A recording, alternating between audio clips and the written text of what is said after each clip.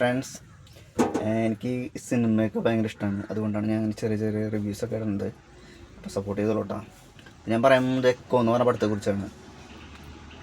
ഈ പടത്തിൽ എല്ലാവർക്കും പോസിറ്റീവ് ഷെയ്ഡും ഉണ്ട്, നെഗറ്റീവ് ഷെയ്ഡും ഉണ്ട്. പ്രത്യേകിച്ച് ഇതിലെ പ്രധാന കഥാപാത്രം ചെയ്യുന്ന സന്ദീപ്, അതുപോലെ അതിലെ അമ്മയുടെ ക്യാരക്ടർ ചെയ്യുന്ന ആ നടി, വില്ലൻസും ചെയ്യുന്ന പ്രധാന കഥാപാത്രം ചെയ്യുന്ന ആ ക്യാരക്ടർ, എല്ലാവർക്കും നല്ല ടോപ്പ് ഷെയ്ഡും ഉണ്ട്, അതേപോലെ നെഗറ്റീവ് ഷെയ്ഡും ഉണ്ട്. ആ കറക്റ്റായിട്ട് അടിപൊളിയായിട്ട് എല്ലാവരും ചെയ്തിട്ടുമുണ്ട്.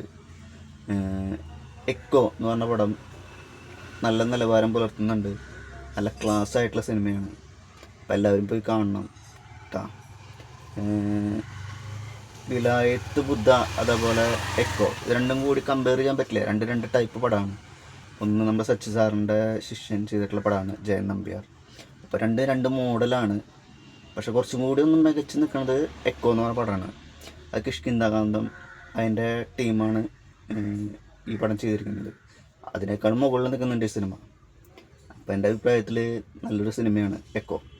പോയി കാണാം.